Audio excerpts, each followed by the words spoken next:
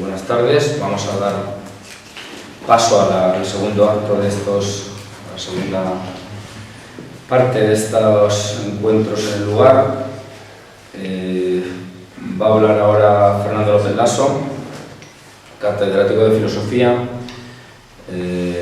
vinculado al Instituto de Mirasierra, profesor investigador, ha publicado en muchos medios, entre ellos el Catoblepas y el Basilisco, por vincularlo un poco a la plataforma en la cual nos encontramos nosotros. Él es un gran estudioso del marxismo y bueno, quiero ser muy breve para dejarle todo el tiempo a él y simplemente voy a decir que el título de su intervención es El metamorfismo de Marx y sin más le doy la palabra a nuestro bilbaíno compañero. Bilbaíno madrileño, en realidad, como sabéis bien,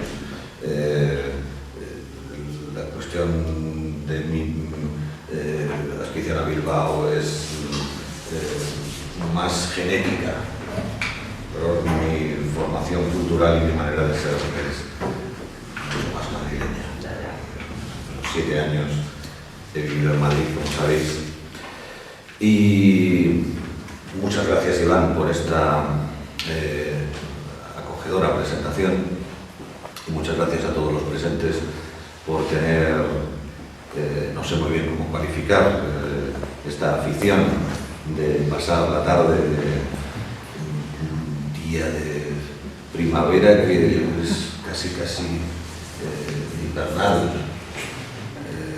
pero que aquí es, por alguna razón, pues algo muy propicio a esta intimidad que es propia de la reflexión filosófica, como que contribuye a que nos recojamos, quizá por lo menos algunos, un poco más a gusto de lo que quizá ocurriría con una naturaleza más desbordante y cálida.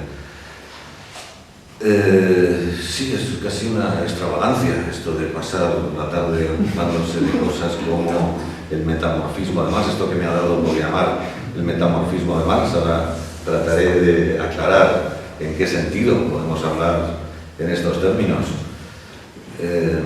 Y, pues, en fin, ustedes lo han pedido. Yo voy a tratar de ser lo más claro que pueda, dentro de que inevitablemente habrá ciertas cosas, bastantes cosas, a propósito de Marx, que tengan que dar por conocidas, por presupuestas. No obstante lo cual, pues trataré, como no, ya que me estoy dirigiendo a un público muy diverso, muy amplio en su composición y, por supuesto, entonces no solamente de especialistas en la filosofía o en las ciencias sociales más directamente implicadas en los temas que vamos a abordar, como la economía política, todo claro, también la sociología, por supuesto, la historia. Trataré de lanzar por ahí algunos hilos y con toda confianza, si es necesario, pues me paran ustedes y me preguntan a bocajarro, si es preciso, por esto o aquello que les pueda resultar oscuro o abstruso en su formulación, por estar acaso dando por conocidas demasiadas cosas. Decir que, sí, precisamente ahí lo que dice Fernando, que lo que hoy va a exponer aquí pues es una síntesis de un artículo probablemente que se publicará en una revista llamada Frontera D, sí, de libre acceso por internet, y que completaría su intervención. Sí, el contenido es a grandes rasgos sin duda el mismo que se va a publicar en este artículo para la revista Frontera D, y claro, hay algunas variantes que tienen que ver además con el hecho de que lo que hago ahora mismo es dirigirme a un público presente y por lo tanto con el que puede uno dialogar. Me recuerda aquel bellísimo pasaje de Fedro de Platón en que Sócrates critica la escritura y hay un momento en que, tras referir el mito aquel de la invención de la escritura, del dios Tot egipcio, y comparar el trazo de los caracteres de la caligrafía con el trazado de marcas en el agua que va pasando en un río, a un punto en el que trata de enunciar el problema decisivo de la escritura. La escritura no está viva, claro, y en definitiva entonces plantea Sócrates, creo, si no me falla la memoria, es que al libro no se le puede preguntar el problema central de esto en lo que vivimos, es decir, una civilización que está basada inevitablemente en la transmisión del conocimiento por escrito. Vamos a ver entonces, ya que han tenido la admirable, y debo decir que la agradezco en consecuencia, la admirable paciencia de asistir a una exposición con este título, El metamorfismo de Marx. Veamos en qué sentido quería hablar esta tarde del metamorfismo de Marx y cómo esto puede guardar alguna relación con este acontecimiento que celebramos y que da sentido a estos encuentros en Carrascosa, que es el 25 aniversario de la caída del muro de Berlín, que por lo tanto es ya, como bien se sabe, el preludio del desbordamiento de la Unión Soviética en 1991. Y lo que eso, que simbólicamente es en definitiva la caída del socialismo real, ha marcado en nuestra época. ¿En qué sentido? ¿Acaso, ya voy planteando, todavía podría ocurrir que las aportaciones teóricas de Marx, científicas y filosóficas, nos puedan ser de utilidad? Vamos a ver. Voy a hablar del metamorfismo de Marx no para analogía con el proceso biológico de metamorfosis, que es lo que inicialmente puede sonar, este vínculo de semejanza, sino por analogía con el metamorfismo geológico.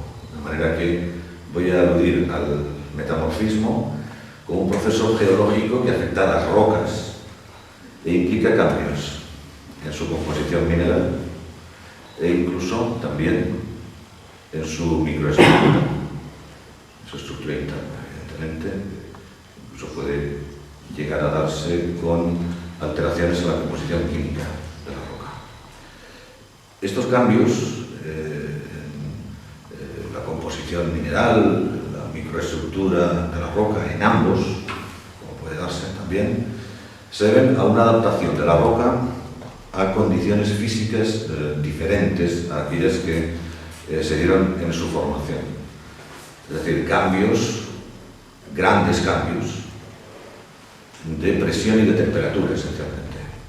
Característico como las rocas metamórficas surgen típicamente, por ejemplo, a partir de incrementos de la temperatura superiores a 200 grados. Este proceso del metamorfismo puede darse con fusión parcial, es decir, con una parte de la roca que queda completamente alterada por una corriente volcánica, una corriente de rocas ígneas que no totalmente, y por eso se hablaríamos de rocas metamórficas, sino de rocas volcánicas o ígneas, pero alteran la composición y como anticipaba también, puede darse con cambios en la composición química. Estos cambios puede dar, en todos los de la microestructura, pongamos, cambios cristalográficos. Bueno, claro, hay muchas clases de metamorfismo. Dos modos principales de clasificarlo. Es oportuno recordar, no obstante, para quienes quieran ponerse un poco más en antecedente respecto a un mapa de este fenómeno geológico del que estamos hablando, que hay tres orígenes fundamentales de las rocas, que son el origen sedimentario, rocas metamórficas y rocas volcánicas o ígneas. De manera que entonces, claro, las rocas sedimentarias comúnmente tienen su origen en rocas que son, perdón, las rocas metamórficas de las que estamos hablando tienen su origen normalmente en rocas sedimentarias. Bueno, también tomar como base, como estructura genética, rocas que hayan sido ya metamórficas o rocas volcánicas. Por lo tanto, estamos hablando de una de las tres clases principales de rocas, que además son muy abundantes, ¿no? Entre ellas pues, se cuentan, pongamos, las pizarras como de las más características, o el mármol, ¿no? Los gneiss, eso es cierto. Entonces, hay dos formas fundamentales de clasificar a estas rocas metamórficas. Una es en función de las regiones o zonas que ocupan. Desde entonces podemos hablar de un metamorfismo regional que puede ser de tipo orogénico, que es el que se da en la formación de las cadenas montañosas y de las montañas, de enterramiento característico, suelen darse los metamorfismos a considerar profundidades de fondo oceánico, por ejemplo la dorsal oceánica, donde ahí confluyen pues, muy distintos factores que alteran las rocas, claro. O en fin, pues, sus causas pueden ser de diferentes tipos locales, ¿no? Es muy común, y el principal es el metamorfismo térmico, que puede ser pues, por contacto con masas de corrientes volcánicas, precisamente, claro, lo que se llaman también losas de contacto, puede ser de origen hidrotermal, los rayos, los incendios, en fin. Puede haberlas también de otros tipos, de origen en la dislocación, en impacto, por ejemplo, los meteoritos pueden también provocar la aparición de rocas metamórficas. Y claro, como es lógico, después de esto que acabo de decir, todo el mundo se preguntará qué puede tener que ver todo este asunto geológico de las rocas metamórficas con Marx. Este hombre debe estar un poco alterado por su afición a la geología, que se supone que nos iba a hablar de Marx y del 25 aniversario de la caída del muro, y de momento no hemos oído ni media palabra sobre todo eso, pero nos ha todo un rollo geológico abstruso y, en fin, tal vez explicado incluso pues, con carencias didácticas por no ser un profesor de geología. Pero claro, la cuestión es que voy a intentar tratar, como ya se puede ver, y es propio del método, casi por excelencia, podemos decir, de la filosofía, de tratar por analogía de Marx en relación con las rocas metamórficas, con los procesos de metamorfismo. ¿Por qué? Pues porque, claro, voy a considerar la obra de Marx, es decir, sus aportaciones científicas a la economía política, a la sociología y también a la filosofía, como un núcleo que entonces compararemos a una roca, por ejemplo, sedimentaria, de origen sedimentario, y que se ve afectada por cambios en las condiciones en las que se da, en las que existe, diríamos, ¿no? Que claro, en este caso pues no son cambios de condiciones físicas, en este caso son cambios de condiciones históricas, condiciones científicas, condiciones filosóficas, esencialmente, entre otras, que podría sin duda enumerar. De manera que entonces vamos a tratar de ver si realmente lo que ocurre es que la obra de Marx puede ser equiparada, por analogía, con una roca o una serie de conjunto de rocas metamórficas, o si, al contrario, no se da esto en absoluto, y sencillamente, como podría darse con cualquier otra roca sedimentaria en un lugar determinado de la Tierra, pues podría ser sin más absorbida, arrasada por una corriente volcánica de rocas ígneas en fusión, se asimila a esa corriente en fusión y desaparece completamente, de manera que entonces la obra de Marx, bueno, pues en fin, sí, podríamos considerar en estos términos analógicos, pues como si se hubiera dado históricamente, sí se ha dado históricamente, puede tener entonces un valor para los estudiosos del periodo en el que Marx desarrolla su obra y, como no, claro, sabemos que ha habido una repercusión histórica importantísima, efectiva, de la que de algún modo somos todos efecto socialmente y por lo tanto también individualmente, pero que esto estaría ya prácticamente extinguido, aniquilado o fundido por la fuerza de la corriente histórica. La caída del muro de Berlín entonces representaría esto. Esta es una primera pregunta que quiero plantear. Representaría la fusión de la obra de Marx, del legado de Marx, podemos decir, y no solamente ya entonces en el plano teórico, sino ante todo y eminentemente en el plano de la acción. En realidad que Marx, como por supuesto no puede dejar de tenerse siempre presente, no separa el conocimiento que podemos alcanzar a propósito de las sociedades modernas de la programación de la acción que conduzca a que estas sociedades se transformen en el sentido deseado.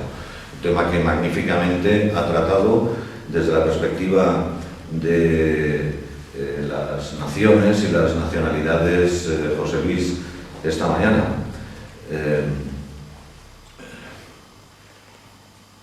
A grandes rasgos así es como quiero plantear la cuestión. Entonces, mantiene entonces, en cuanto se da la similitud, o se daría la similitud con el proceso de metamorfismo geológico, al menos sus características estructurales básicas, la obra de Marx, como pertinentes para nuestra época, es decir, puede considerarse que la obra de Marx continúa siendo una guía para comprender las sociedades contemporáneas. Puede servirnos en este sentido entonces como orientación y, de ser así, ¿en qué sentido? Naturalmente. Claro, no se habrá pasado desapercibido a nadie, y menos a algunos de los avezadísimos presentes, a quienes bien conozco, que plantear la cuestión en estos términos implica intentar la operación que Gustavo Bueno ha denominado vuelta del revés de Marx.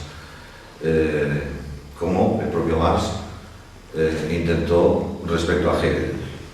En un pasaje que además me gustaría leer, lo que es justo, es el brevísimo fragmento del epílogo a la segunda edición alemana del Capital de 1873. Claro, si recordamos entonces lo que significa esto, bueno, ahora vamos a intentar proseguir el camino de esa operación de vuelta del revés de Marx, tratar de impulsarla, vamos a decir, y es inevitable recordar que el sentido de esta operación, tal como Marx la plantea, si le tomamos la palabra, como estamos haciendo, es descubrir, como intentaba en Hegel, el núcleo racional bajo la cultura mística. La dialéctica de Hegel, afirmaba Marx, es un instrumento de conocimiento valiosísimo, solo que está invertida por su posición. Como ocurre con los objetos en la cámara oscura, que es una imagen que también le gustaba mucho a Marx, que parte de la ideología alemana de 1845. Lo que necesitamos entonces es dar la vuelta, girar esta imagen 180 grados para obtener lo que denomina Marx el núcleo racional que se oculta, claro, bajo esa engañosa apariencia, esa mistificación o apariencia mística, como dice Marx. Es un bonito texto del epílogo a la segunda edición del Capital de 1873. Entonces, me gustaría por ello remitirme a él directamente para refrescar la memoria y atenernos con la mayor precisión a lo que dice aquí Marx y disfrutar incluso de esa incisiva prosa que le caracterizaba.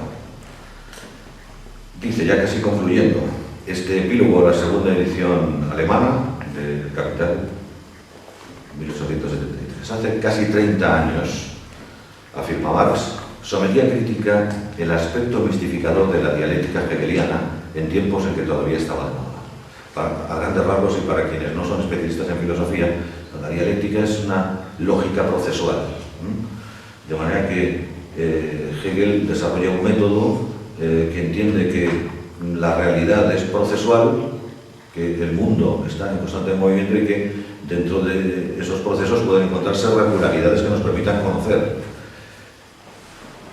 Y claro, aquí se trata de reivindicar la utilidad de esa lógica procesual que había desarrollado Hegel para el conocimiento de las sociedades humanas.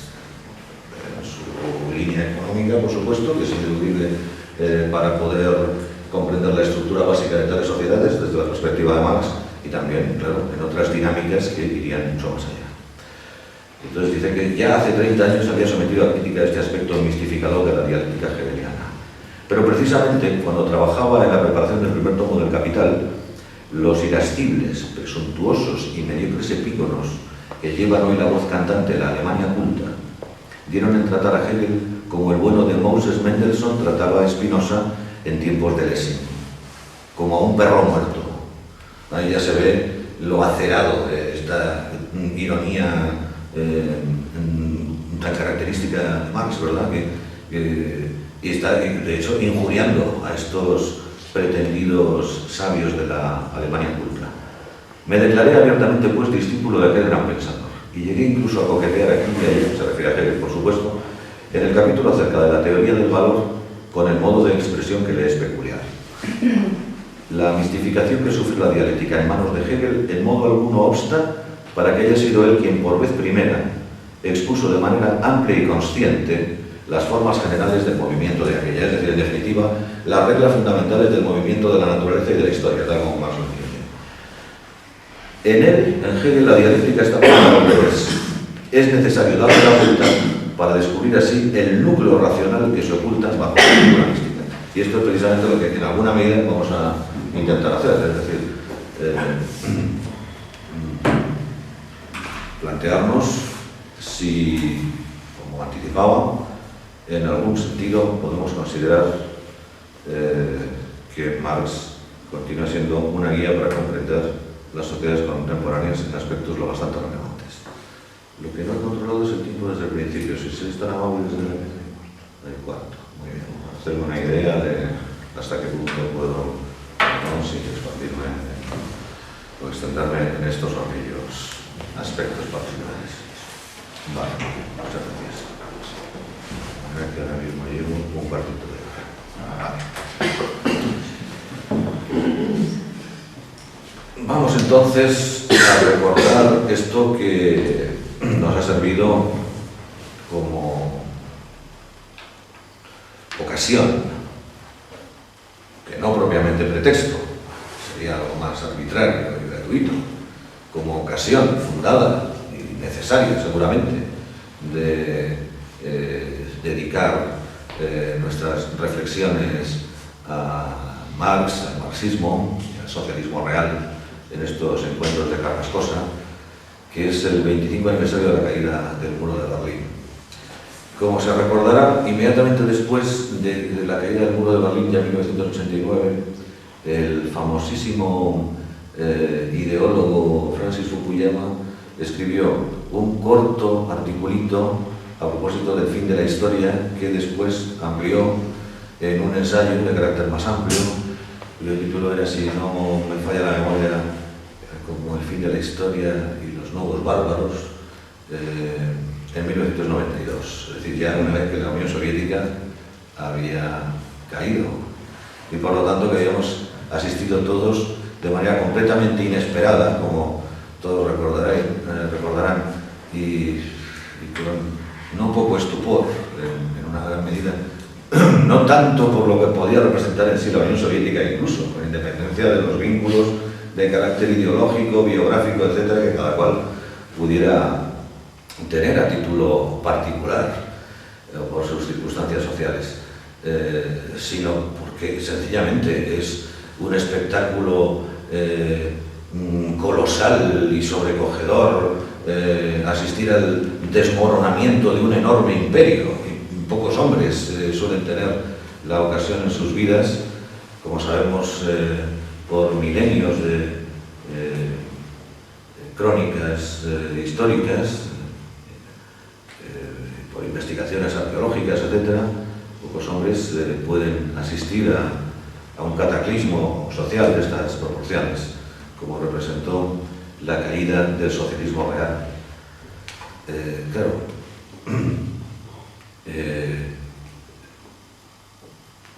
aquellas proclamaciones jubilosas de Fukuyama, inmediatamente cuando todos estábamos como aturdidos aún y no sabíamos muy bien qué pensar de todo aquello, ahora tal vez tampoco es que sepamos mucho más, pero en fin, quizá tengamos por lo menos un poco más claros los puntos cardinales y algunas otras ayudas de pistas que nos pueden orientar hacia dónde dirigir la mirada y qué perspectivas considerar más privilegiadas. Pero en aquel momento, y dadas las circunstancias, como no podía ser de otro modo, finaliza la Guerra Fría, cesa la conflagración entre dos bloques marcados por ideologías que implican pretendidos, que habría que ver hasta qué punto efectivos, modelos sociales distintos, y esto lo digo por una cuestión muy esencial, que la voy a anticipar ya, porque además si no se corre el riesgo hasta de olvidar este punto crítico, que no es otro, sino que después de todo, Marx a lo que aspiraba cuando hablaba de socialismo, obviamente de comunismo, como ya la fase definitiva de esta sociedad propiamente histórica, es decir, a lo que sucedería a esta prehistoria en la que nosotros, según Marx, estaríamos aún viviendo, lo que pretende es la eliminación del trabajo asalariado, y esto nunca ha sido la Unión Soviética, desde luego, ni ninguno de los países del socialismo real. Es decir, otra forma de organizar las sociedades humanas que no pasase por la institución central del trabajo asalariado, que en definitiva, pues claro, implica la venta de la potencia de trabajo. No utilizo el término potencia, pues suele decirse fuerza de trabajo, las traducciones del alemán comúnmente, pero es una traducción que me parece no lo bastante exacta desde el punto de vista filosófico, porque como trataré de hacer ver, el planteamiento filosófico de Marx es rigurosamente aristotélico, y una de las muestras de este aristotelismo es que precisamente emplee una conceptualización como potencia de la capacidad humana. Lleva la teoría ilemórfica, la teoría de la potencia del acto, etc., no puedo entrar ahí. Esa capacidad humana de producir bienes útiles que pueden ser objeto de intercambio, claro. Y ahí entonces es donde se entra ya en la dialéctica valor de uso, valor de cambio. Entonces, claro,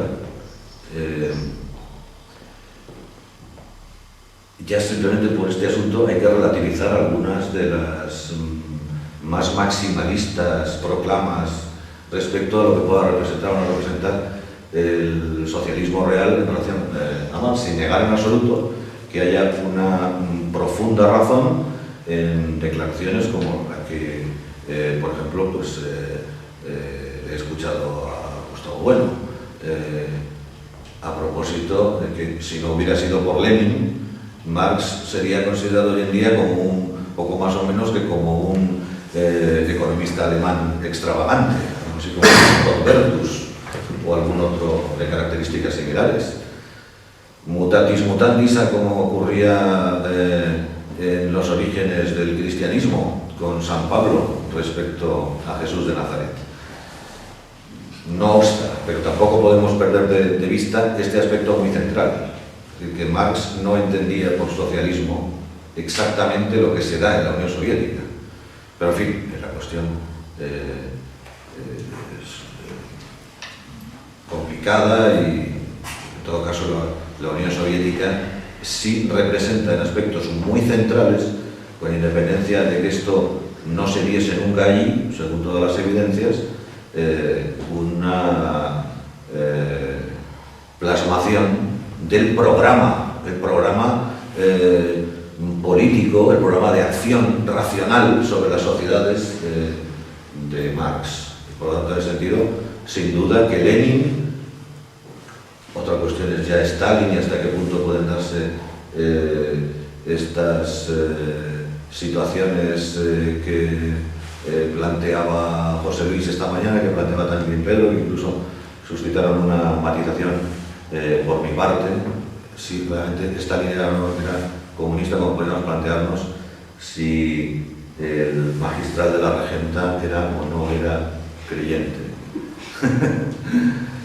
La cuestión entonces es que, como se recordará, en estos escritos de Fukuyama, los que acabo de aludir, del fin de la historia, un acontecimiento de tal trascendencia que nada más producirse ya, surge la publicación de un artículo y después de un libro, bestsellers de colosales ventas, éxitos mundiales con pocos precedentes, titulado El fin de la historia. Es decir, que cae el socialismo real, ha caído una habilidad del socialismo real y ha terminado la historia. ¿En qué sentido? Pues claro, en el sentido de que la historia no se podría entender como la conflagración entre bloques ideológicos que representarían, al menos en un plano ideal,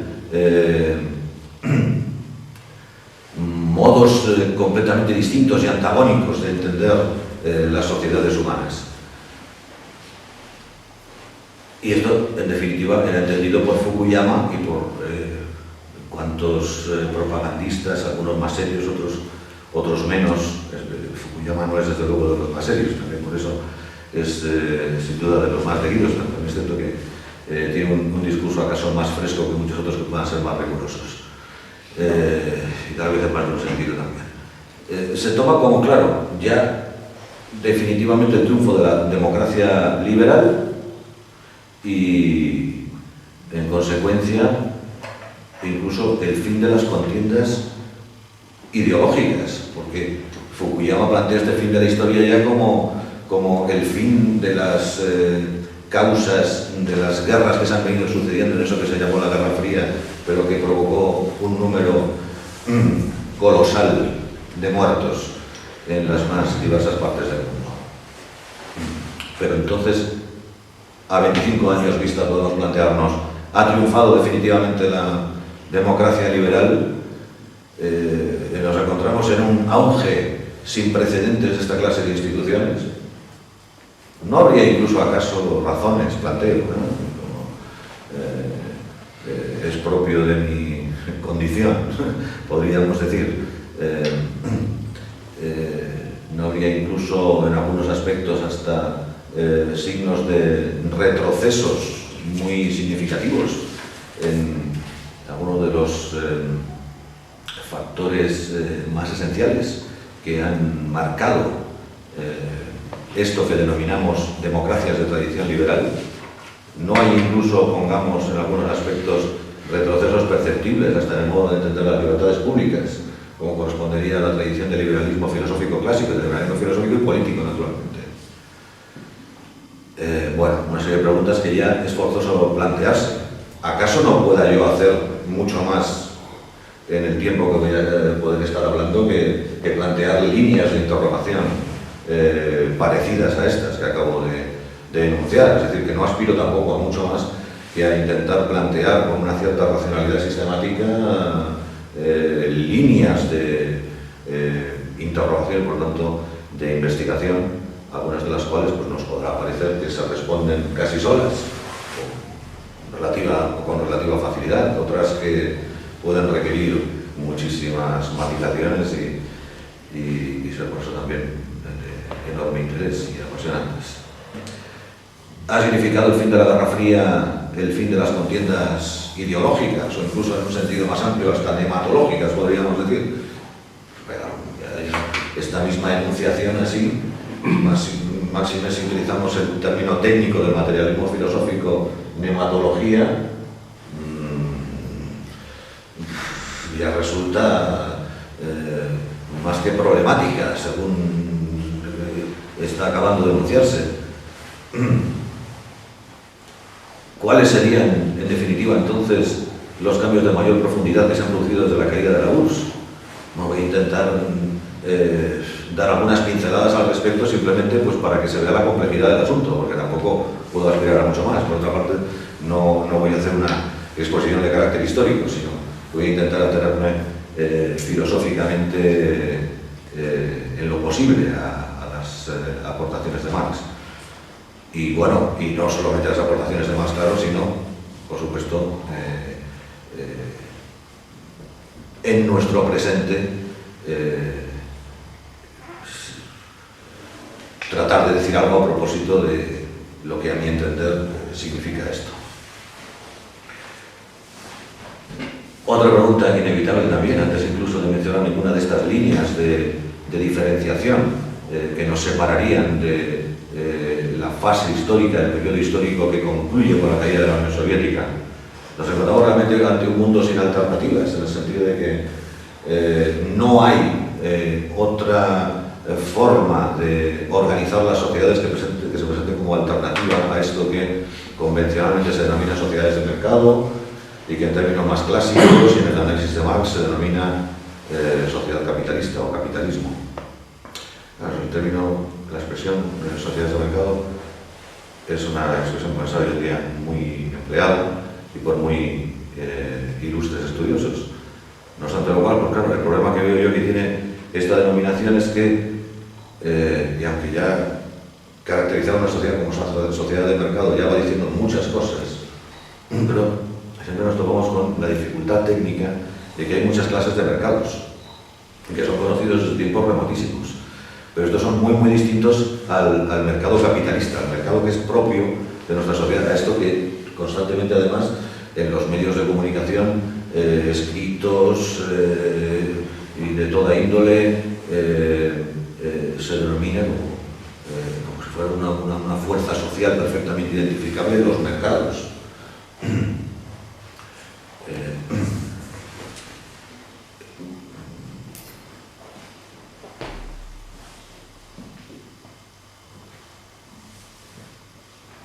Nos encontramos entonces en un mundo sin alternativas. Claro, ya digo, pero acabo con lo de la expresión de las sociedades de mercado, perdón.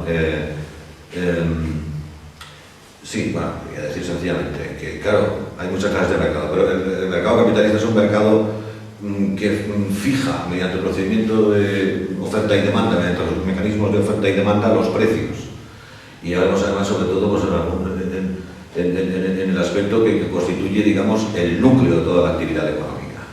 Pero es otra cosa que la compraventa de la fuerza de trabajo, en definitiva, y a partir de ahí toda la fijación de la escala entera de los precios de los bienes de subsistencia por el mercado. Esto sí que es algo que se da solo en el capitalismo.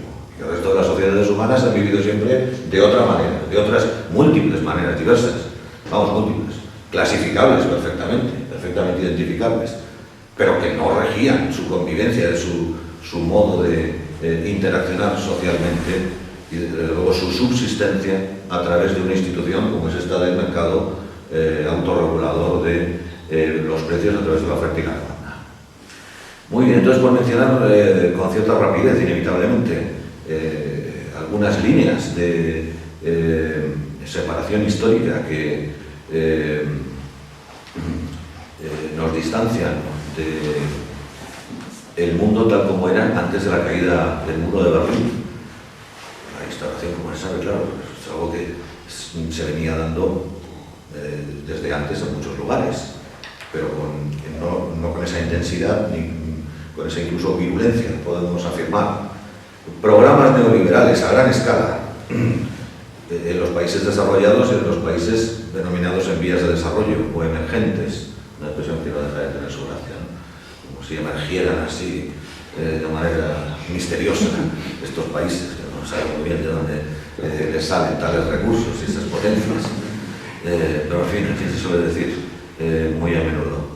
Claro, estos programas neoliberales los tenemos además instalados en casa desde hace mucho tiempo.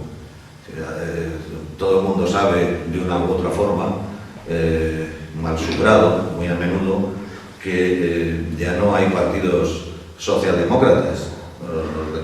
Los partidos socialdemócratas que ahora, como son también neoliberales y no se distinguen en los aspectos esenciales de los partidos que se proclaman como de centro-derecha, pues entonces buscan sus diferencias en otras cosas y esto les conduce, la verdad, muchas veces a decir grandes disparates como magníficamente pues han analizado algunas insignes plumas, entre ellas desde luego pues nuestro admirado Gustavo Bueno en múltiples ocasiones, cuando se refiere a estas situaciones de mezquindad de la socialdemocracia, bueno, en múltiples lugares, entonces, pues el libro, por ejemplo, aquel de Zapatero y el pensamiento Alicia, ¿no?, por citar uno de los que pueden resultar más conocidos. Bien, bueno, pues esto, claro, se ha desarrollado a gran escala desde entonces. Una cuestión vital que tiene que ver con esto, además, con la vigencia de cierto neoliberalismo, no como posición académicamente dominante de la economía política, que nunca lo ha sido en realidad. Si uno lee las fuentes de economía política y lee a los economistas políticos actuales más competentes, estos no se suelen declarar en absoluto liberales en el sentido al uso de los medios de comunicación. No suelen ser precisamente destacados discípulos de Milton Friedman, con independencia de otros neoliberales, con independencia de la escuela austriaca, etcétera, con independencia de que en política sí sean los economistas más influyentes. Digamos que la línea ortodoxa y dominante en la economía sigue siendo de una índole más keynesiana. Pero en fin, ya digo, cuestión vital para los liberales actuales, los neoliberales. Las crisis económicas, eso ha sucedido. Evidentemente estamos en una de las más duras que se han producido en toda la historia del capitalismo y nos encontramos en ese sentido, además en España, en una perspectiva privilegiada. Como mínimo, hay que citar la crisis financiera asiática de 1997, peligrosísima, que desata el pánico completamente en todos los medios periodísticos fiables, con solidez suficiente como para ser tomados algo en serio. La crisis argentina entre 1999 y 2002, al igual que la crisis financiera de origen hipotecario que se desata en 2008 a partir de la fulgurante quiebra de Lehman Brothers y el enorme cataclismo de las llamadas hipotecas basura en Estados Unidos, que también, pues lógicamente, han originado el terrible problema de la crisis financiera e inmobiliaria en España, la enorme deuda privada y pública que estamos padeciendo. Obviamente hay que referirse también a la guerra contra el terrorismo, el derrumbamiento de las torres gemelas del World Trade Center, del Centro de Comercio Mundial de Nueva York, en 2001.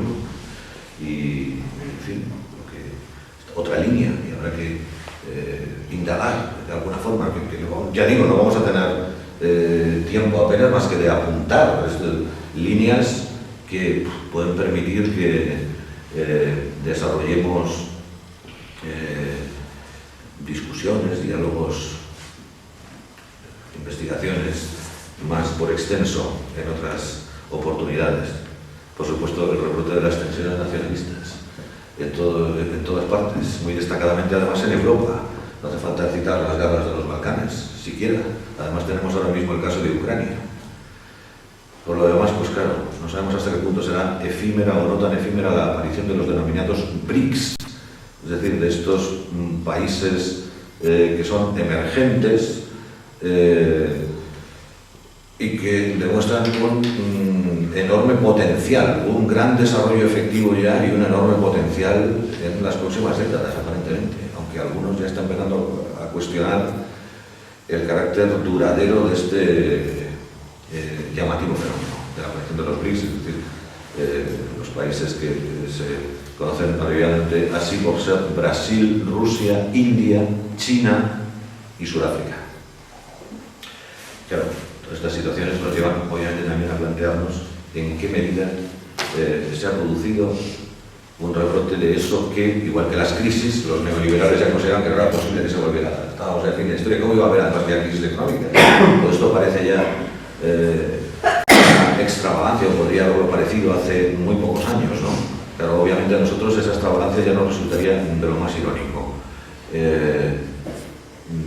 ¿Ha desaparecido la lucha de clases? Bueno, obviamente no parece que este sea el caso, con independencia de que, como es forzoso plantearse, la lucha de clases, en la medida en que los cuerpos de las sociedades humanas efectivas han cambiado enormemente desde el tiempo de Marx, y se han producido también ya muy importantes cambios, no solo a lo largo de todo el siglo XX, como no, sino en estas últimas décadas, precisamente desde la caída del socialismo real. Los cuerpos sociales de los estados actuales constituidos son muy distintos a los que Marx conoció.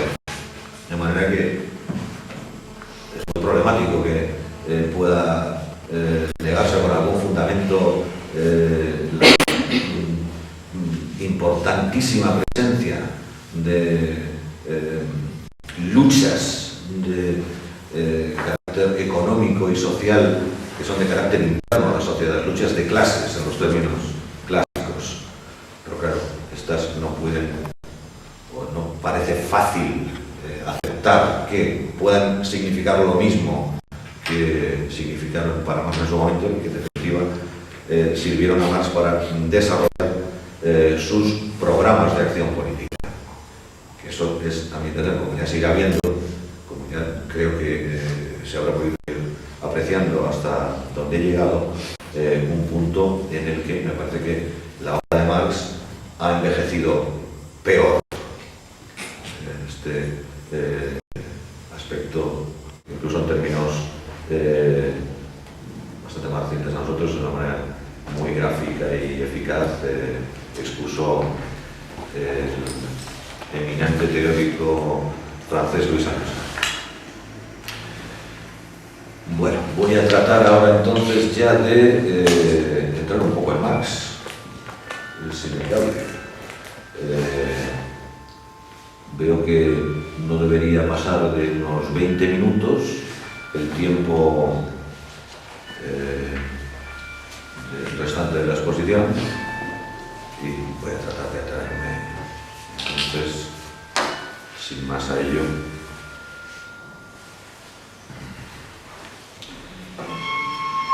Centrando entonces algunas cuestiones muy esenciales. Lo primero que tenemos que tener presente. El error del ayuntamiento, Ese ha sido lo de más.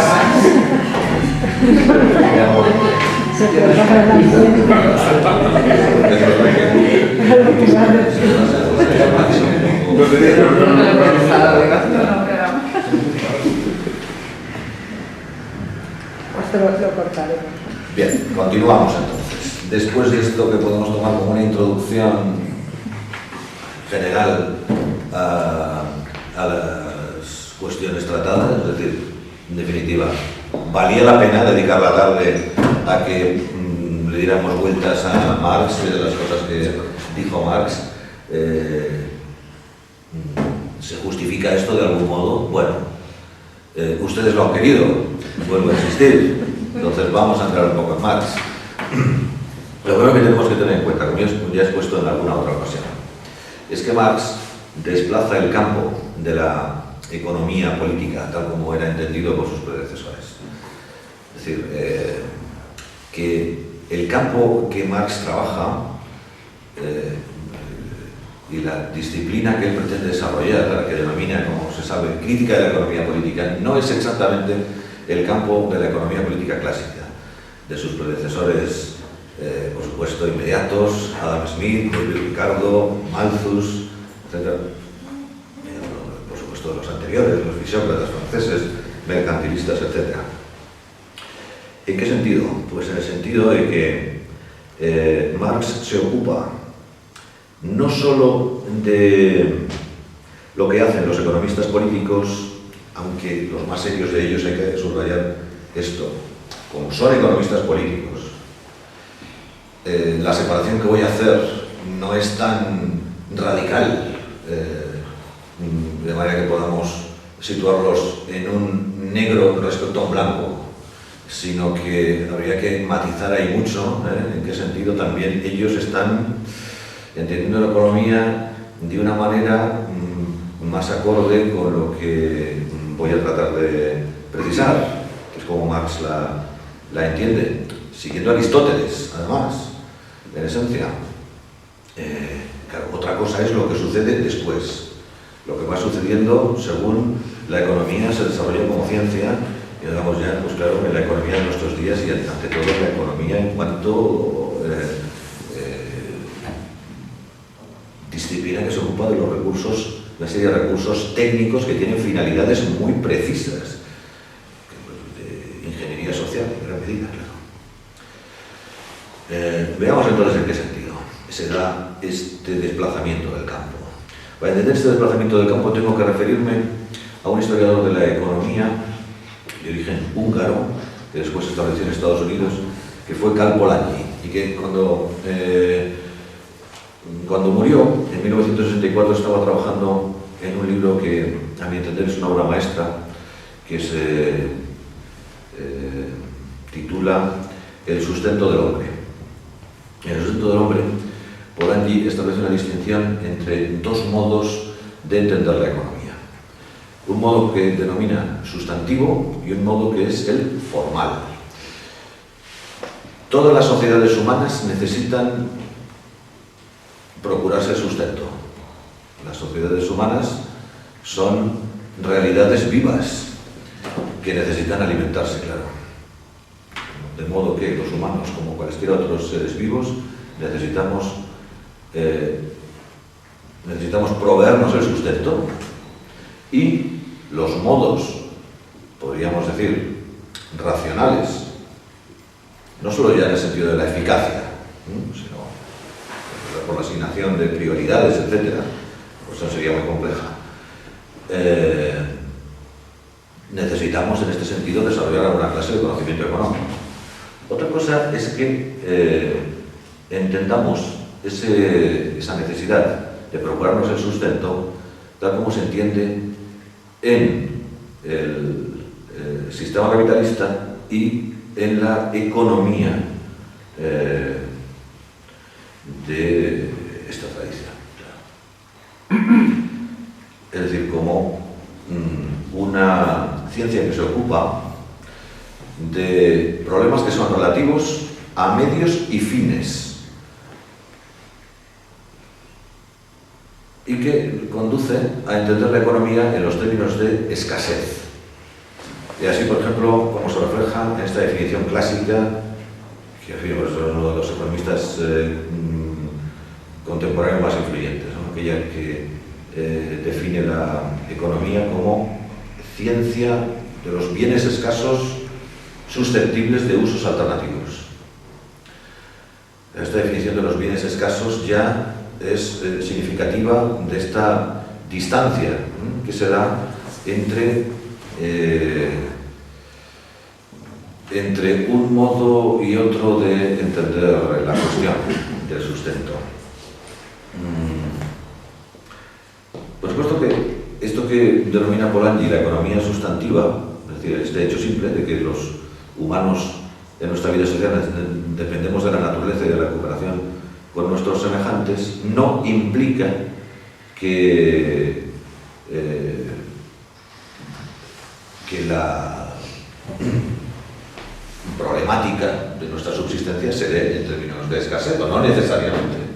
Yo me voy a tratar de explicarlo un poco, para lo cual tengo que remitirme al vínculo que hay entre el planteamiento de Marx y el planteamiento de Aristóteles, donde se va a ver entonces que Marx siempre hace filosofía, al contrario de lo que afirmaba resueltamente en aquellos textos magníficamente escritos, maravillosos, obras maestras, Louis Althusser en los años 60, como la Revolución Teórica de Marx, que bueno, en realidad el francés se llamaba, no la revolución teórica sí que se llamaba así en francés, me parece. No, que digo, se llamaba Pour Marx, ya decía yo, Pour Marx se llamaba, por Marx, sin más, la revolución teórica, lo sacó de la manga que introdujo aquello, que me parece además que era la terrible traductora Marta Harnecker, en fin, cosas de las traducciones, etc. Claro, se distinguía entre un Marx científico, un Marx filósofo, reivindicaba un Marx estrictamente científico que había abandonado la filosofía ya en su juventud. Son demasiadas las evidencias. Marx es siempre filósofo y lo que voy a tratar de hacer ver aquí, en fin, en la medida en que haya tiempo suficiente para ello, como realmente su planteamiento parte de Aristóteles completamente. Por lo tanto, que es ineludible también aludir a aquellos magníficos ensayos que publica Gustavo Bueno en la revista Sistema, que son los números 1 y 2 de la revista Sistema, a propósito de los Grundrisse de Marx, los compendios de la crítica de la economía política, mal traducidos aquí, porque la palabra compendio no se dice que lo que significa Grundrisse, compendios, no líneas fundamentales ni elementos fundamentales, compendios, tan sencillo como esto. Y en fin, aquellos artículos entonces en los cuales Bueno dejaba claro que el campo teórico que Marx indaga ahí en los Grundrisse, que es el mismo que indaga en el Capital, naturalmente, es el mismo que Hegel denominaba espíritu objetivo.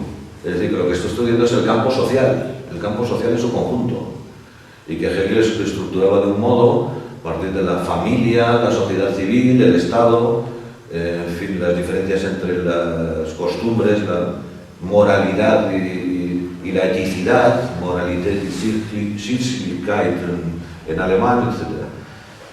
Por lo tanto, pues que ahí estaba Bueno, a mi entender, dejando clarísimo de una manera completamente certera que Marx está haciendo filosofía, polemizando por cierto con Althusser, claro, a quien acabo de referirme, y por eso también tenía sentido recordarlo. Bueno, a grandes rasgos, entonces, me queda muy poquito tiempo, tengo que contentarme con esbozar la cuestión. Todo el enfoque de la argumentación de Marx está basado en la política de Aristóteles, en la diferencia que establece Aristóteles entre economía doméstica y crematística y dos tipos de crematística. La economía doméstica viene a ser lo que acabamos de llamar, siguiendo al Bolangi, economía sustantiva, es decir, la economía entendida como aquel conocimiento que nos permite proveernos de los bienes necesarios para la vida, que nos permite, por lo tanto, subsistir, nos procura el sustento y todo aquello que nos es útil y provechoso. Entendiendo, claro, ello es una perspectiva material, obviamente. Estas son operaciones humanas que se desarrollan siempre con bienes. Los servicios se entienden en ese sentido también siempre como provisión de bienes, lo cual lo digo así casi de pasada, en el público que nos encontramos además, muchos muy versados en estas cautelas metodológicas materialistas, ¿no? Para que no a pensar nadie que estamos aquí hablando de fantasías o incluso fantasmagorías. Claro, en este sentido, Aristóteles distingue dos ciclos de intercambio de bienes posibles. Claro, uno de los procedimientos para procurarse lo que es necesario para la vida, es decir, los valores de uso necesarios, es el intercambio, en la medida en que es muy difícil que uno tenga todo lo que necesita. Y es muy fácil que tenga que cambiar con otros. Y en ese sentido, pues claro, hay lo que llama Aristóteles una crematística, es decir, un arte del intercambio, técnica del intercambio que es natural, y otra que no es otra forma de crematística o de arte de intercambio que ya no sería natural. La que es natural, naturalmente, es la que consiste en el proceso de intercambiar una mercancía por otra a través del dinero que facilita la operación, sencillamente, porque si no serían operaciones de trueque complejísimas y no se puede llevar todo aquello que hay que intercambiar con facilidad, etc. Como hay que ser breve, entonces utilizaré incluso pues, las fórmulas M de M, mercancía, dinero, mercancía, de la propia de la circulación mercantil simple, natural, y en cambio hay otra forma de intercambio Por el contrario, también, bueno, hay que decir, se da también otra forma de intercambio en la medida en que se desarrolla la institución del dinero, lo cual hay que subrayarlo, de la moneda, obviamente, el dinero, que tiene como finalidad la mera acumulación de dinero, claro. Entonces, el dinero no es medio de intercambio para obtener bienes de uso, valores de uso de cualquier tipo, sino que es fin en sí mismo. El dinero, que es el valor de cambio por excelencia, pues se convierte en la única finalidad de la transacción. Pero claro, no tendría sentido cambiar una cantidad de dinero a través de una mercancía, comprar para vender, claro, en lugar de vender para comprar, como ocurría en el intercambio natural. Esto no tendría sentido para cambiarlo por la misma cantidad de dinero, tiene que ser una cantidad incrementada. Claro, ¿de dónde se da este intercambio? Este es el problema. Este es el problema que Marx plantea al principio del Capital, el que plantea al inicio de los compendios, al finalizar el capítulo del dinero en los compendios. Y ahí es donde está toda la estrategia argumentativa del Capital. Marx lo que está planteando ahí es entonces que la sociedad capitalista está basada en este segundo modo de intercambio, que es el modo DMD. No MDM, mercancía, dinero, mercancía. Vendemos una mercancía para con ese dinero obtenido comprar otra y procurarnos el valor de uso necesario, sino porque queremos más valores de uso. Yo no quiero zapatos para ponérmelos, sino que quiero montar un emporio de zapatos tremendo en un centro comercial, del centro comercial de Príncipe Pío, por ejemplo, ¿no? Bueno, o en el Jardín de Santa. Pues esto. Claro, como no tiene sentido, según vemos, entonces cambiar dinero por la misma cantidad de dinero a través de mercancías, sería totalmente absurdo que hiciéramos todas estas operaciones de compra de zapatos, ventas, etcétera, para luego quedarnos como estábamos. Es evidente que tiene que haber un incremento del dinero que se percibe como resultado de toda esta cadena de intercambios. Y en suma, entonces, ¿de dónde surge? Aristóteles está, por supuesto, en el libro primero de la política, donde toma más el planteamiento que el beneficio, ese incremento de dinero, surge de alguna forma de la astucia, de un cierto aprovechamiento del otro, de servirse del otro, artera o astutamente. Pero más como lo atribuye a procedimientos del comerciante, porque claro, no deja de estar pensando Aristóteles en una sociedad en la que estos intercambios, por importantes que pudieran ser en términos relativos y por grandes fortunas que pudieran alcanzar los comerciantes antiguos del tiempo de Aristóteles, la sociedad no estaba basada sobre esto. Y Marx está tratando de esclarecer qué es una sociedad basada sobre esto. Y esto es lo que explica que desarrolle la teoría del plusvalor o de la plusvalía, de la explotación de la potencia de trabajo, del tiempo de potencia de trabajo. Vamos a ver si consigo muy brevemente decir al menos lo más necesario, lo más perentorio al respecto.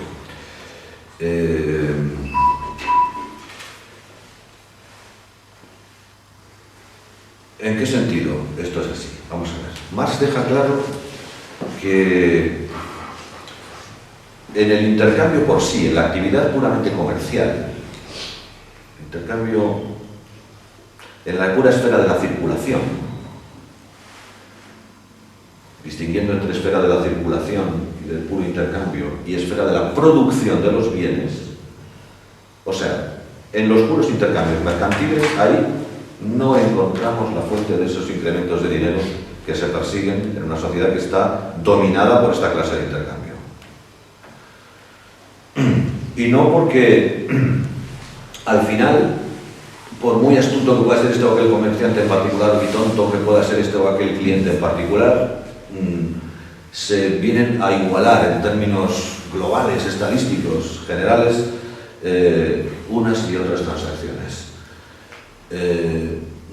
No es la clave del sistema capitalista y del enriquecimiento de estos o aquellos capitalistas que sean muy astutos y estén engañando. Si estuvieran engañando no les funcionaría. Viene a decir, y en esto acepta completamente las argumentaciones de los economistas clásicos, que dan por sentado que las transacciones comerciales se dan en términos de honestidad y de igualdad, que se intercambian equivalentes en definitiva.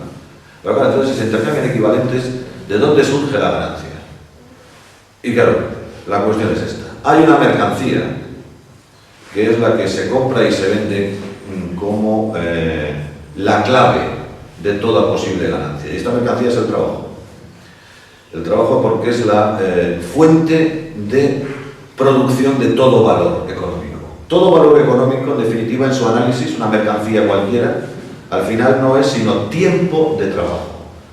Tiempo de trabajo social destinado a producir ese bien.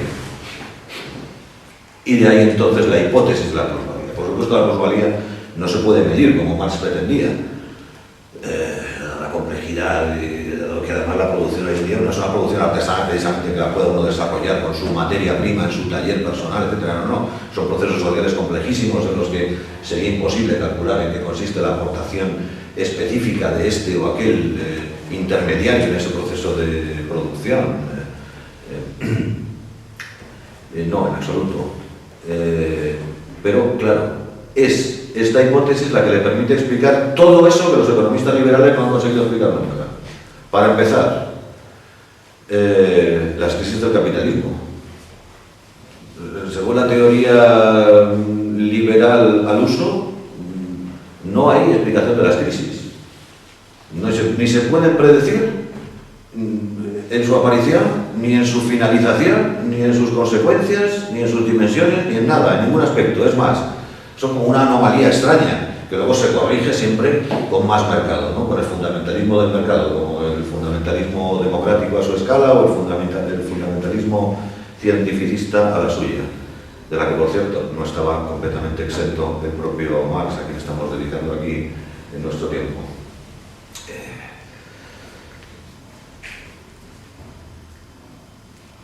Y estoy llegando prácticamente a la hora.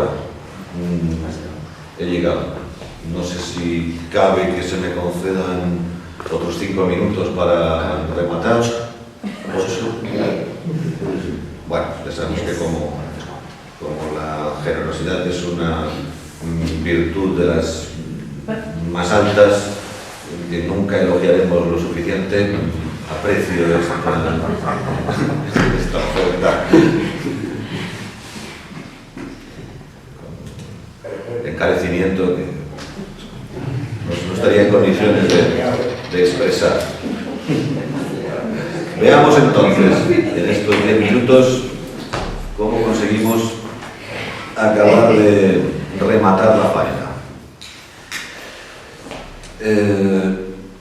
¿Cómo se ve entonces que Marx, a través de esta hipótesis, que claro, en la medida en que es algo que no se puede medir, Marx pretendía que sí, precisamente movido por el cientificismo propio de su tiempo, movido por esa tendencia inevitable hacia el determinismo que le juega muy malas pasadas, no solamente esta.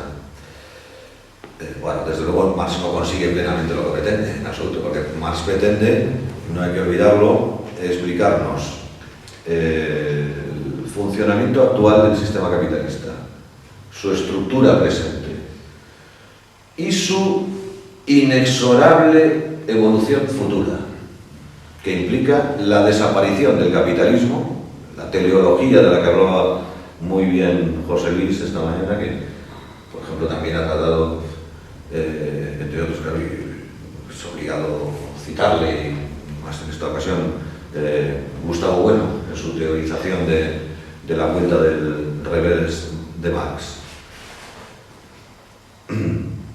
Obviamente no hay tal destino inevitable que sepamos, por fortuna, bueno, menos mal, porque, bueno, en fin, por muy maravilloso que pudieran pintárnoslo,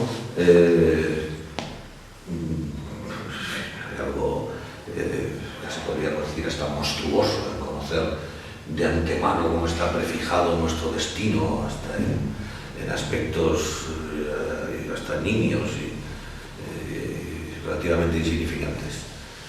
En fin, enfocándolo de una manera más teórica y menos literaria, voy a remitirme estrictamente a lo que podemos considerar las aportaciones fundamentales de Marx a la ciencia económica, que dependen del modo en que desarrolla la teoría del valor, siguiendo a los economistas clásicos, Smith, Ricardo, pero también basándose en Aristóteles, que es el primero que con toda nitidez distingue entre valor de uso y valor de cambio, justo en los pasajes a los que estaba refiriendo del libro primero de la política, el capítulo 8 y siguientes, etc.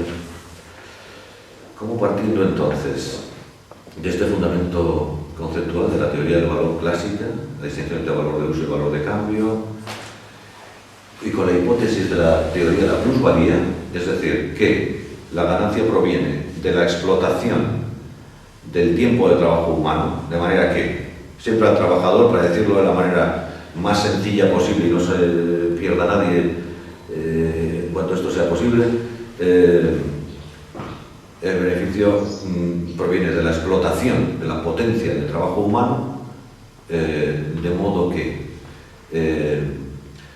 el trabajador en el tiempo que tiene que trabajar por la duración de su jornada produce más valor que el que percibe por su salario. Tan sencillo como esto. Por lo tanto, todo consiste en la explotación del tiempo de trabajo, del tiempo de uso y disfrute en la producción de esa extraña mercancía que es el trabajo humano, que se, como decía Blas de Otero, ¿no? Yo me alquilo por horas, río y lloro con todos. Pues que esto es algo así como el sino de cualquier trabajador contemporáneo, en cualquier esfera, ¿no?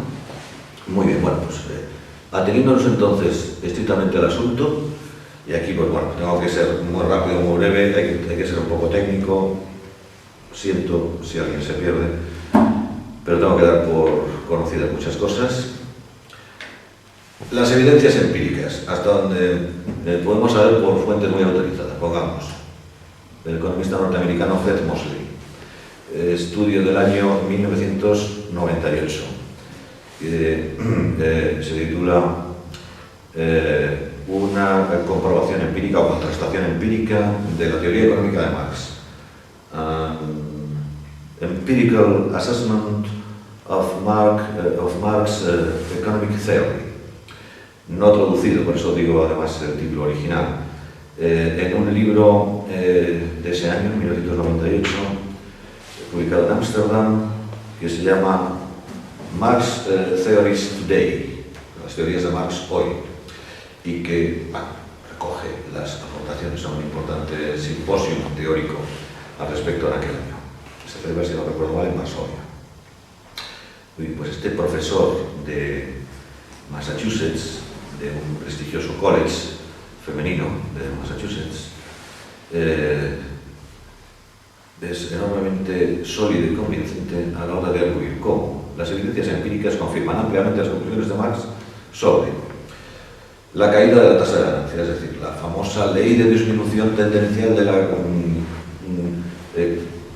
tasa de ganancia, que tiene que ver con la explotación de zonas productivas determinadas. Se sabe que es una tendencia inherente del capitalismo que tiene que ver precisamente con la explotación de la fuerza de trabajo y la obtención de los mayores rendimientos, la constante innovación tecnológica. Quien dispone de innovación tecnológica obtiene mejor rendimiento de sus trabajadores. Con menos trabajadores y menos tiempo consigue producir más y así sucesivamente. Bueno, pero claro, esto conduce a que cada vez se obtiene menos plusvalía, porque cada vez se explota menos la gallina de los huevos de oro, vamos a decirlo así, que es el tiempo de trabajo humano.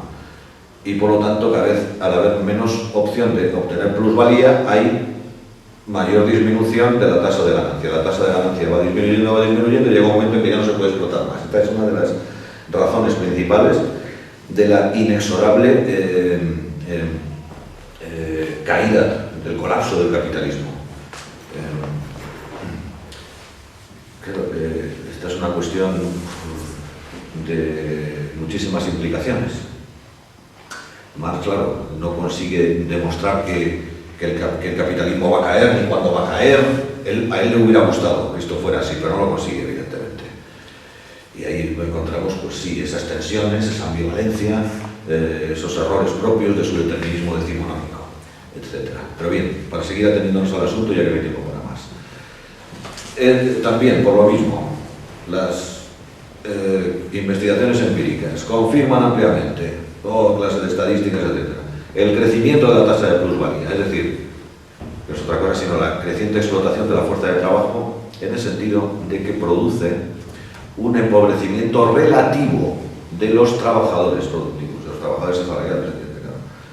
Pero igualmente también de los modestos autónomos, esto es una cosa obvia. La brecha creciente, sobre todo además en los países desarrollados en los últimos años, está claro que se sitúa en esa tendencia, de la brecha creciente de ingresos, de riqueza. La tendencia propia, esencial del capitalismo hacia el cambio tecnológico, otro de los aspectos que estarían confirmados. El conflicto estructural que se da en el capitalismo a propósito de la duración de la jornada de trabajo, que siempre se intenta que sea más larga, lo mismo que la intensidad del esfuerzo laboral, la recurrencia continuada de crisis como un rasgo propio del capitalismo, aunque es precisamente Marx el primero en enunciar, mucho antes que, bueno, no mucho antes, pero un poco antes, que Clément Gillard, el gran economista francés, escribiera su primer libro dedicado a la periodización de las crisis económicas del capitalismo en 1860. Ya Marx en los Grurris se ha dejado perfectamente claro en 1857, precisamente con motivo de una importante crisis financiera que se produce en aquel año, su teoría de las crisis, aunque, claro, no llega hasta donde él pretendía, con esa precisión, etc. Por supuesto, también la creciente concentración del capital, esa tendencia propia del capitalismo, así como la amplificación de la ratio maquinaria de trabajo en el sentido de que cada vez en proporción al trabajo explotado hay más maquinaria o más tecnología. De modo que, resulta obvio, por más que Marx no llegase a predecir todo aquello que le hubiera gustado predecir y que estaba convencido además de que estaba prediciendo, la fuerza de la teoría económica de Marx sigue siendo impresionante. Y si vamos a los aspectos ya más propiamente filosóficos para concluir, me hubiera gustado poder apuntar alguna otra cosilla, pero en el debate estoy seguro de que va a haber ocasión para que los asuntos no tratados aparezcan. A mí que me parece más destacable desde el punto de vista filosófico. Podemos decir, ¿dónde está el núcleo racional de la teoría filosófica de Marx? Ya visto que hay que olvidarse de la teleología histórica, esto es un tema que esta mañana nos ha ocupado muy intensamente. Lo primero que suele además resaltar, como es inevitable, Gustavo Bueno cuando se refiere a esta operación de la vuelta del regreso de inversión de Marx, hay que olvidarse de la teleología histórica de Marx, es decir, de concebir la historia como un progreso finalístico hacia la sociedad sin clases, de manera que mientras no alcancemos eso, estamos en la prehistoria de la humanidad. Resaltado esto, diría que lo que me parece más importante, y que sobre todo por el hecho de que tiene una gran importancia en distintos sentidos, me parece, este tema, pero sobre todo además que a mi entender no ha sido, yo no he encontrado a nadie que lo enuncie, entre los estudiosos que se han dedicado a la interpretación de la obra de Marx, no he visto a nadie que haya enunciado la cuestión en estos términos. Entonces, por esto me parece también que vale la pena dedicarle un poquito de atención. Como se verá, pues claro, tiene también muchas otras implicaciones de índole filosófico que sería interesantísimo discutir. Voy a referir a la teoría del extrañamiento. Suele traducirse el término Entfremdung, que es el término alemán, que traduzco por extrañamiento, normalmente por alienación. Es una barbaridad, porque la palabra alienación, por supuesto que existe en alemán. En inglés, en las traducciones inglesas aparece más a menudo estrangement, también, pero es intercambiable con alienation y no distinguen. Y es verdad que puede parecer que Marx utiliza ambas ambas expresiones de un modo más o menos intercambiable, pero a mi entender no es así, sobre todo por las reminiscencias que tiene Alienation en alemán, de los manuscritos económico-filosóficos de 1844 y por lo tanto de un desarrollo de la teoría de Marx que todavía es muy hegeliano, muy metafísico, poco materialista, aún menos materialista de lo que llegó a ser Marx. Podríamos recordar aquellas ironías de ciertos estudiosos, Balibar, por ejemplo, cuando se planteaba, bueno, claro, sí, es que, a ver, entre Hegel, idealista, y Marx, se entiende como materialista, estaría Spinoza, ¿no?, como un tránsito. Llegaron a la conclusión de que no. Tiene mucho que ver naturalmente con esta cuestión de la teleología histórica, el determinismo este férreo, tan característicamente decimonónico, etcétera, de Marx, pero más bien, hay que decir, venía a Balibar, entre Hegel y Spinoza, que sería el verdadero materialista, Marx, en una posición intermedia, por lo tanto, un poco idealista, un poco materialista, en fin. Es una manera, si se quiere, algo banal y, como no, se quiere incluso un poco frívola de enunciarlo, pero a veces estas simplificaciones pueden resultar iluminadoras. Sí, y bien, voy a terminar. Entonces, ¿en qué consiste este asunto? Es que Marx desarrolla en el Capital, se ve mucho más claramente en los Bourdieu, que es donde cercena menos esta clase de desarrollos teóricos, porque en el Capital se reviste de su atuendo de científico y habla como científico ex cátedra, con la seguridad de quien está además, como hemos recordado, prediciendo el inexorable destino de la sociedad humana.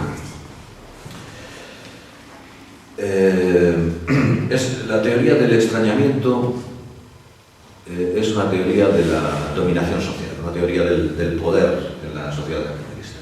Pero a mi entender es una teoría fuertemente materialista y sobre todo en la medida en que la desliguemos de las implicaciones teleológicas que tienen que ver sobre todo con esta curiosísima capacidad que distinguiría justamente o alejaría a Marx de Spinoza y nos recordaría también, nos permitiría recordar cómo acaso una de las formas más inteligentes de intentar superar las limitaciones teóricas de Marx en el campo de la filosofía política y por supuesto también de la programación racional de la acción política es volver a Spinoza, sencillamente, a la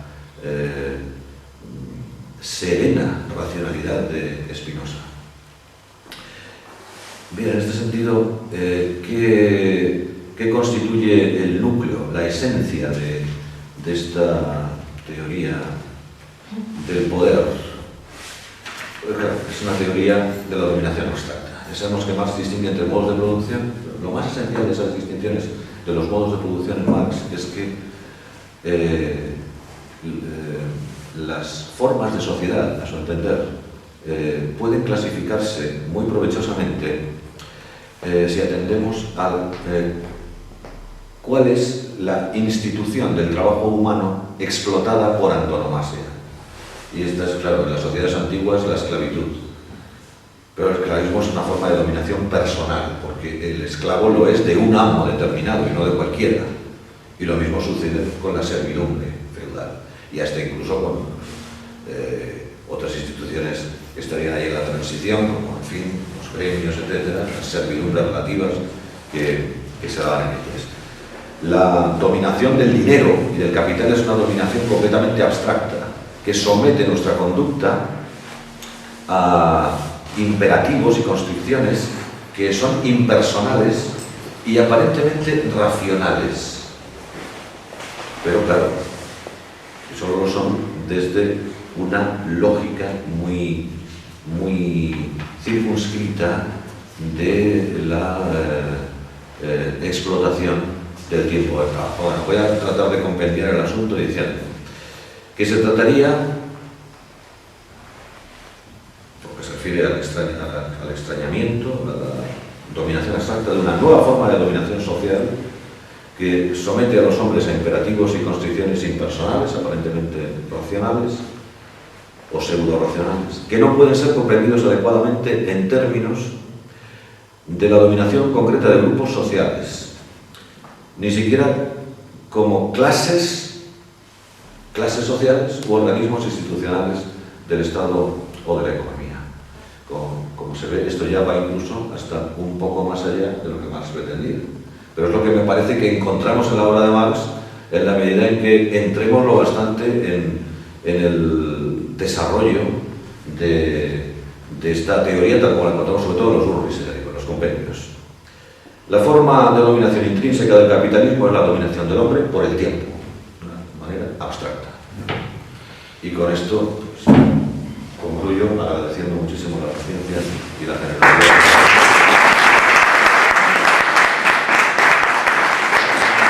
Hay algunas reflexiones que te hago. Sí. Quizá el aspecto teórico, o sea, economicista de Marx, me da la sensación de que ha negado su propia obra, la percepción de su propia obra, y me parece también que esa ecualización que tú has planteado entre partidos políticos de la actualidad ha desplazado su diferenciación, no en el terreno económico, que estaría casi solucionado, incluso por este mercado, estos mercados sustantivados que todo lo regularían, sí, cuando no creemos en ellos o lo negamos, y que parece como si entonces el terreno de la diferencia, puesto que esos partidos también están en un mercado, se habría desplazado hacia terrenos como el de la ética, por aquello de, pues esto que ha dicho Zapatero hace poco, que él tenía que haber puesto a bandear arcoíris, por ejemplo, cosas de ese tipo, sí, una de las cosas. Sí. Más cosas. Por ahí con la observación, efectivamente. Más cosas. Más cosas. Yo creo que como hemos titulado estos encuentros, el banderín de enganche ha sido la caída del muro, pues yo te plantearía que nos dieras un poco tu opinión al respecto de cómo es posible que tras la caída de ese muro físico, que es el muro de Berlín, pues el muro que supo, ese muro no tan físico como es el de la Unión Soviética, dejara percibir tras él otra amenaza completamente hasta ese momento despreciada como es el del Islam. O sea, después, detrás del muro aparecieron los turbantes de los talibanes y el islamismo rampante que tenemos ahora. Y luego, por último, otra de las sugerencias que te hago es que precisamente y esto ya enlaza con lo de José Luis también, precisamente el marxismo, su realización vulgarmente se atribuye pues a, bueno, no tan vulgarmente, es la Unión Soviética. El marxismo nos conduce a la Unión Soviética del mismo modo que se ha hecho aquí las analogías con otras realizaciones de otras filosofías, ¿no? Sí. O con lo de Jesús y San Pablo, que me parece que me acertadamente la constitución histórica de la Iglesia Católica. Efectivamente. Entonces, me parece a mí que esa cristalización de un determinado estado de bienestar en la Unión Soviética, con todos los déficits que pudiera tener, provoca la reacción de la facción capitalista y antagónica que es Estados Unidos, sí, y que condicionan el futuro y la propia Guerra Fría. Entonces, en ese sentido, yo creo que habría ahí un metamorfismo en cuanto a transformaciones de núcleos políticos. Con esas cosas te dejo. Sí. Bueno, sin duda, pues muchísimas gracias, Iván, porque de hecho me parecen cuestiones muy sustanciales y la primera además tiene un componente que me parece bastante divertido. Todo esto de la bandera del arco iris que Zapatero quería poner en la Moncloa, porque claro, si ya son Zapatero, como en general los socialdemócratas en estos tiempos que corren, como muy bien sabemos, tan neoliberales como cualquiera, tienen que buscarse cómo diferenciarse de la derecha en su terminología política normal, de eso que se autodefine como centro-derecha, en general de los votantes que representan al sector socialmente más conservador, etc. Pero claro, no les pueden dar a sus votantes y seguidores lo que ellos buscan y piden con mayor o menor energía. Si observamos, pongamos el tratamiento de la educación en España, encontramos una buena ilustración de ello. Resulta que la jerga, o los discursos políticos, la demagogia, vamos a decirlo claramente, la propaganda ideológica de unos y de otros no es tan distinta, en definitiva. Se articula en torno a los mismos tópicos y con variaciones que son, en fin, escasas y de relativa poca entidad. Pero hay algo, desde luego, con independencia de estas o aquellas posturas particulares. Siempre puede haber alguien un poco más inteligente en este o aquel partido que sepa un poco más. Creo que estamos forzosamente intentando encontrar lo sintomático, no lo que puede ser más o menos excepcional. Pero en España, claro, por eso algunos se refieren a nuestra situación como de desmantelamiento del estado de medio-estar, puesto que realmente no hemos llegado nunca a tener un estado de bienestar, porque cuando se intentaron, cuando hubiera correspondido aplicar alguna clase de política de inspiración keynesiana, que no había que ser socialdemócrata necesariamente tampoco para aplicarlo, los partidos socialdemócratas en Europa habían dejado de serlo. Y en fin, hay algo en lo que siempre están de acuerdo completamente en España, el PSOE y el PP, en general los socialdemócratas, en España, vamos. Por lo tanto, los pretendidos socialdemócratas y los pretendidos conservadores, o liberales, vamos a decir. Y es en que no lleguemos nunca a la media de gasto en educación de la OCDE. No digo ya de los países desarrollados, sino ni siquiera de la media entre desarrollados y países en vías de desarrollo, es la media de la OCDE. Estamos todavía a cierta distancia del gasto medio de la OCDE en conjunto. Esto es incuestionable. Entonces, claro, ¿qué se le vende a la clientela política? La bandera arcoíris, otras cosas. En otros países no es problema si los homosexuales se casan o no. En Holanda, como se sabe, optaron por una solución del tipo no denominar matrimonio a la institución del vínculo entre personas del mismo sexo, con consagración y protección de derechos, de herencia, sucesión, legados, en fin, lo que se quiera, efectos jurídicos, un tratamiento enteramente idéntico al de cualquier matrimonio, pero no lo llamaban matrimonio. Aquí, en cambio, se buscó encontrar ahí una diferencia, porque claro, ante la falta de diferencias en los aspectos sustanciales y estructurales que han marcado la política de la izquierda y la derecha en estos campos relativos al sustento, ¿no? Como diría Polanyi, pues hay que buscar en aquello, si no es en el sustento, si no es en lo esencial, en aquello que nos mantiene vivos, en aquello, como vendría a decir Aristóteles, poco más o menos, en aquello que adorna y embellece la vida, es decir, en las diferencias de gustos, aquí va allá, pero claro, que desencadenan pasiones, etc., ¿no? Luego, claro, has planteado, hay otras dos cuestiones de gran interés también. La emergencia del islamismo y del estado de bienestar como modelo para la sociedad. Sí. Bueno, la verdad es que, como sabéis, mi enfoque ha sido más de carácter filosófico, no pretendía entrar tampoco en polémicas o líneas de interpretación de carácter histórico, pero claro, no deja de ser en gran medida, como es bien conocido, este fenómeno del surgimiento del islamismo radical, del fanatismo islamista, una consecuencia de determinados hechos y operaciones, en determinados acontecimientos de gran importancia en el desarrollo de la Guerra Fría, desde luego.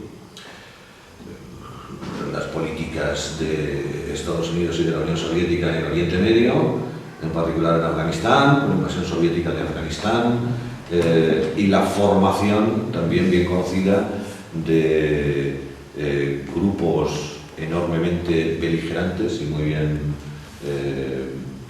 provistos de medios en Pakistán por los Estados Unidos, de manera que de alguna forma habría una irónica venganza del destino histórico en el derrumbamiento de las Torres Gemelas en Nueva York en 2001 y los males subsiguientes que son la queja. El problema, por supuesto, es muchísimo más complejo y no se puede reducir a esta línea de intervención, ¿verdad?, de Estados Unidos en Oriente Medio, en el mundo musulmán, etc.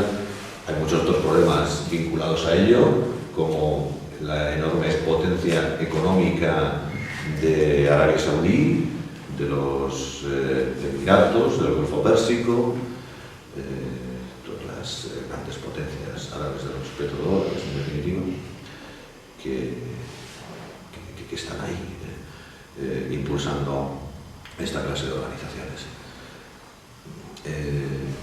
Bueno, seguro que podéis aportar algunas otras sugerencias tan interesantes, al menos como las que hayamos podido. Sí, tengo muchas ganas de leerlo, de verdad. Quería solo hacerte una pregunta, matización, no sé, bueno, pregunta, ¿no? Cuando has hablado de Polaris, este famoso, la terminología de Polaris sobre todo, ¿no? Sí. Sustento, abundancia, que yo lo he tenido que tratar pues, en clases en la UNED, en antropología sobre todo, ¿no? Sí. Pues es terminología que yo creo, a ver si opinas como yo, ¿no?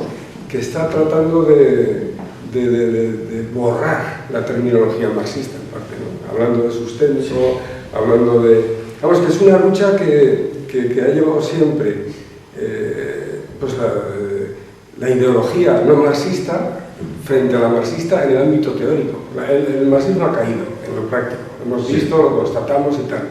Pero en el ámbito de la teoría, claro, todavía sigue el marxismo, seguimos hablando de Marx, está presente en todo el mundo, ¿no? Pero en las universidades yo creo que este tipo de terminología, la de este autor que has comentado, Polanyi, yo creo que sigue la misma trayectoria de enfrentamiento con el marxismo, pues que sigue Boas. Está en la línea de la crítica de Boas al marxismo, ¿no? Es más, ahora se habla en los textos de antropología que se dan en las universidades, se está borrando a Harris, el materialismo cultural, por autores como este, ¿no? Que tienen una terminología absolutamente no enfrentada al marxismo, sino tratando de borrarlo sutilmente, porque esto está borrando, la terminología de Marx se borra sutilmente con esta otra terminología en el ámbito teórico, ¿no? Que todavía sigue vigente, ¿no? A esto voy, es que esto es una sutileza tremenda, esto tiene una sutileza muy grande. Bueno, sí, es verdad. He aludido a Polanyi es porque me parece que de otro modo no se entiende bien la diferencia de planos teóricos en los cuales Marx se desenvuelve y desarrolla su investigación, porque Marx está saltando de un plano o un nivel teórico filosófico a un nivel o plano teórico de carácter científico. Es decir, está saltando de categorías a ideas y de ideas a categorías constantemente. Si se observa la distinción que he empleado de Polanyi entre economía sustantiva y economía formal, es la distinción entre un planteamiento filosófico de lo que es el problema del sustento de los humanos, en definitiva, por lo tanto, de las sociedades humanas, claro. La economía sustantiva nos plantea este problema en términos filosóficos, porque nunca una sola disciplina, tampoco la economía, va a poder proporcionarnos los conocimientos necesarios como para enfocar racionalmente esta cuestión. Que claro, la economía no agota el campo de la racionalidad de la subsistencia, vamos a decirlo así. Claro, enfocar el problema del sustento del hombre es adentrarse forzosamente en los dominios de intersección, de relación entre distintos campos científicos, como, claro, la etnología, la sociología histórica, la historia, la economía, en fin, diversas disciplinas, y no solo una, que podrían proporcionarnos una aproximación a esta problemática del sustento del trabajo. Pero en la medida en que son diferentes las ciencias implicadas, nos encontraríamos en el terreno de sus vínculos o interconexiones, que sería un terreno propiamente filosófico, es decir, de constitución de las ideas filosóficas. Y por lo demás, claro, la economía formal, en cambio, se atendría estrictamente a el problema circunscrito, de carácter más táctico, si se quiere, de cómo aprovisionarnos de la manera más eficaz, dados estos recursos disponibles, dada esta capacidad productiva, en fin. Pero esa relación es la relación medios-fines estrictamente, y que es lo abordable precisamente por una ciencia económica, tal como, por ejemplo, la describe muy bien Gustavo Bueno en los términos de la teoría del cierre categorial, en el ensayo sobre las categorías de la economía política, donde llega a determinar que la clave del cierre categorial de la economía es la recurrencia. Este es un punto clave en Marx, y que no he apuntado en la exposición, y que aprovecho entonces la circunstancia para hacerlo. Ya sabía yo que en algún momento del debate iba a tener ocasión de apuntar algo que se hubiera quedado en el tintero. ¿Y por qué es un punto clave? Y que me parece que no ha sido señalado quizá con anterioridad, por lo menos no con la suficiente insistencia. Quedo ahí. Perdón, porque lo digo todo. Sí. Entonces no digo nada. Lo podemos dejar para desarrollar el texto, es verdad. Es verdad. Llevamos mucho tiempo, es cierto. Sí, no, es verdad, porque son cuestiones además que tienen un carácter un poco técnico en algunos aspectos, pero sí, es un tema muy apasionante para quienes nos hemos pasado horas y horas estudiando la teoría de cierre categorial y viendo qué es lo propio de la economía como disciplina. Claro, sí, bueno, no resisto la tentación de por lo menos apuntarlo, y consiste la cuestión en lo siguiente.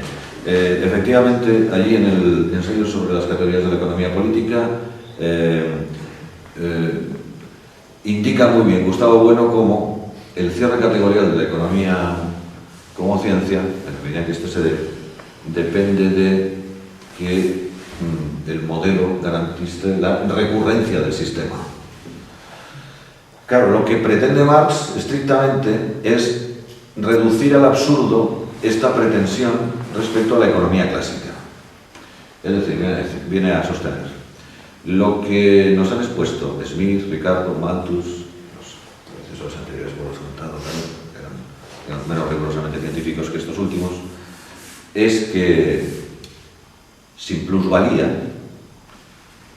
por la mano invisible y el juego libre de la oferta y la demanda, por la industriosidad, el tiempo de trabajo, etc., vamos a vivir con mayor prosperidad crecientemente, y esto además va a reproducirse de manera indefinida.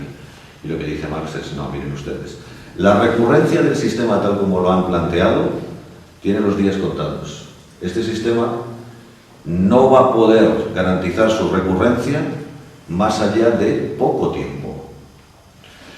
Y eso se debe precisamente a la explotación de la fuerza del trabajo, tal como se da en el capitalismo, la plusvalía, que acaba desencadenando, hemos visto, la disminución tendencial de la tasa de ganancia, en fin, las quiebras, las crisis económicas, su recurrencia, la situación insostenible que lleva a las sociedades, etc. Y en definitiva también, por supuesto, que Marx, y ahí está, que es en ese punto lo de la comparación con Spinoza y Hegel, ahí viene también completamente a cuento, es mucho más idealista en su modo de entender la razón y el desarrollo de las capacidades humanas que Spinoza. Spinoza está totalmente convencido de que los humanos somos mucho más pasionales que racionales, y que a menudo hacemos el mal sabiendo que lo es y que deberíamos escoger el bien por impotencia.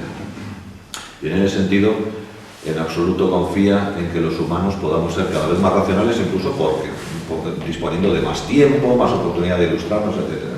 Más, en cambio, por algunas razones, quizás de un romanticismo irreductible, propio de las brumas alemanas y de su tiempo histórico, está completamente convencido de que si los humanos vamos a tener más tiempo cada vez, lo vamos a emplear para ilustrarnos y para ser cada vez más racionales y consideraremos insostenible nuestra esclavitud al tiempo del trabajo que nos exige el capitalismo.